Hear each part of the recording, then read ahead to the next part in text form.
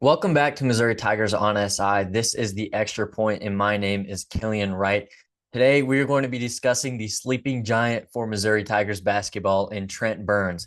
Now, last season, Trent Burns missed the entire year of his freshman campaign with that foot injury, causing him to redshirt.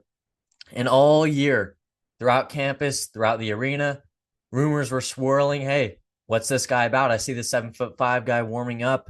Is he a shooter? Is he a shot blocker? People were kind of starting to figure out that Trent Burns might be special, and I think he is too. The stuff he can bring to the Missouri Tigers offense next year is something they certainly didn't have last year. Last year, the front court rotation was kind of a bit of traditional prototype old school bigs in the sense of Josh Gray was your rim runner, your screen setter, your rebounder, but didn't have much versatility to his offensive game in the sense of he wasn't really much of a passer or a shooter. And then Peyton Marshall, your traditional post player, had a little bit of a hook shot to him, could back down your opponent every once in a while, but couldn't quite run the floor or shoot from deep like maybe some modern fives can. And that at times would be a struggle for Mark Mitchell, who ended up having to play the five for a lot of the season due to that. But it's probably more of a four in today's game. And so Mitchell is one of the best slashers in the nation and really struggled or excelled, excuse me, at putting the ball on the floor and putting his head down and getting to the rim last year, as many saw as he heated up throughout the season. But that didn't work as well whenever it's kind of traditional fives next to him in the lineup. Their bigs would just double Mitchell, and he'd have much harder looks at the rim.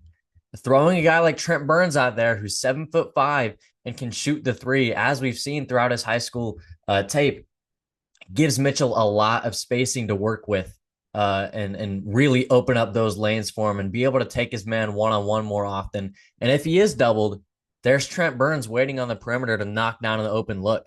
I kind of equate this to for my NBA watchers, Giannis Antetokounmpo getting Brooke Lopez in that 2018-19 season. In the terms of just how much easier the looks got for Giannis to get. I think Missouri Tigers are kind of sitting with the same situation on their hands, just obviously about 6 or 7 years later. Defensively wise, the Tigers last year ranked second to last in the SEC in total blocks.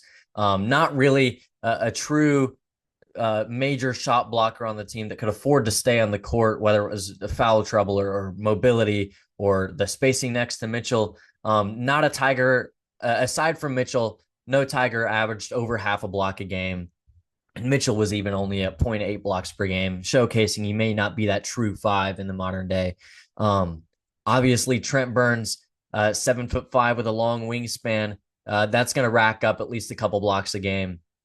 Maybe not right away. He's a pretty raw prospect still, but certainly throughout the season goes on, that shot blocking and timing and positioning will improve just game by game, honestly. I'm assuming it's going to be something that's very apparent to notice his growth throughout the season. But yes, Trent Burns, his shot blocking will also be a massive addition to the Tigers defense. And really, he'll be the only Tiger in the last 2 seasons that has been able to protect the rim and also consistently shoot threes at theory. I mean, he was able to do this in high school and in the circuits. And there's reason to assume he's going to be able to keep this up in college.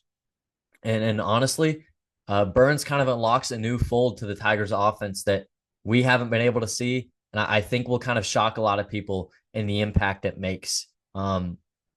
If he can shoot about 34, 35%, even 32 or 33% from three, that's really a world changer for the drivers and slashers on this Tigers team.